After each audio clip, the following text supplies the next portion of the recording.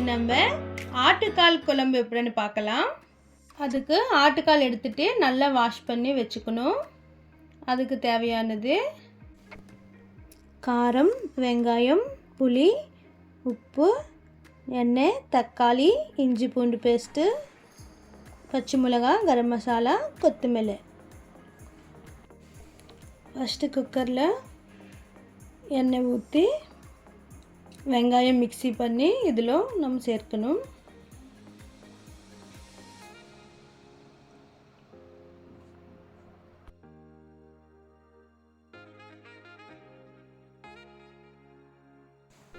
இது நல்லா ப்ரௌன் கலராக வந்ததுக்கப்புறம் அதில் தக்காளி சேர்க்கணும்.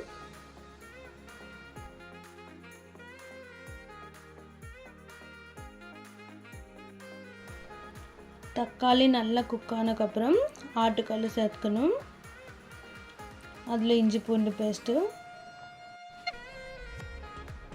2 ஸ்பூனில் காரம், கொஞ்சம் உப்பு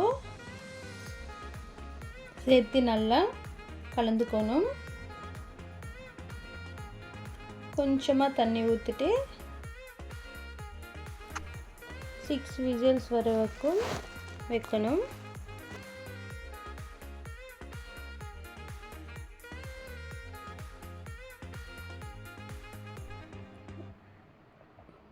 பாருங்க, நல்லா குக் ஆயிடுச்சு.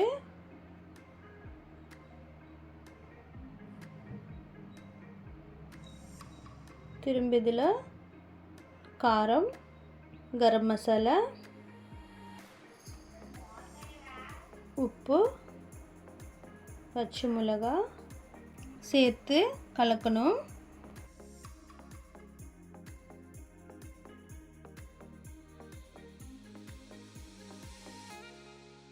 அப்புறம் இதில் புளி தண்ணி ஆட் பண்ணணும். நல்லா மிக்ஸ் பண்ணணும். மூடி வச்சுட்டு 15 மினிட்ஸ் குக் பண்ணணும்.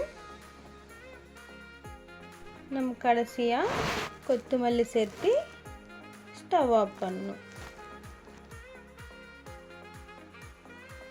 அவ்வளோதான், எவ்வளோ டேஸ்டியான ஆட்டுக்கால் கறி ரெடி ஆயிடுச்சு.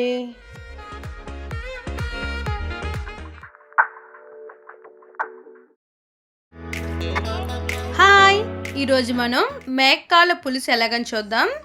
మేకలు బాగా వాష్ చేసుకొని పెట్టుకున్నాను. దీనికి కావలసినవి కారం, ఉల్లిపాయలు, చింతపండు, ఉప్పు, నూనె, టమాటాలు, అల్లం వెల్లుల్లి పేస్టు, పచ్చిమిరపకాయలు, గరం మసాలా, కొత్తిమీర. ఇప్పుడు ఒక కుక్కర్ పెట్టుకొని అందులో కొంచెంగా నూనె పోసుకొని మిక్సీ వేసుకున్న ఉల్లిపాయలు వేసి వేయించుకోవాలి. చెన్నైలో మేకలు చాలా లేతగా ఉంటాయండి.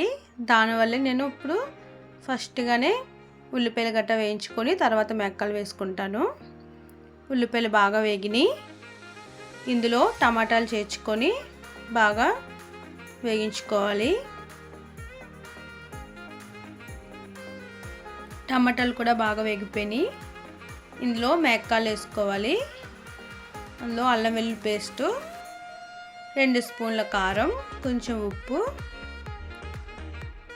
లైట్గా నీళ్ళు వేసుకొని ఒక 6 విజిల్స్ వచ్చే వరకు మనం పెట్టుకోవాలి.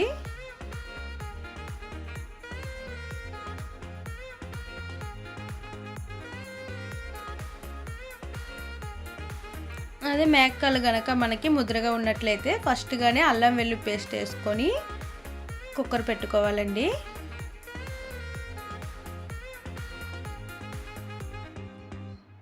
చూడండి, విజిల్స్ అయిపోయినాయి. చాలా లేతగా ఉన్నాయి కనుక బాగా ఉడికిపోయినాయి మనకి.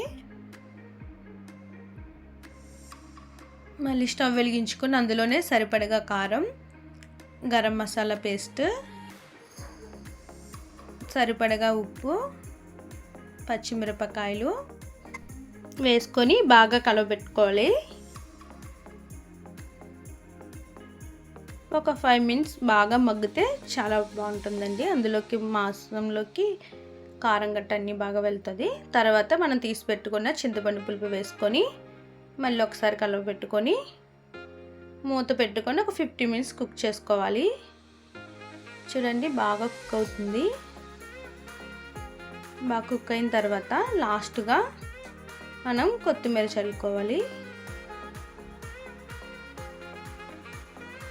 అంతే, ఎంతో టేస్టీగా ఉండే మేకాల పులుసు రెడీ అయిపోయింది.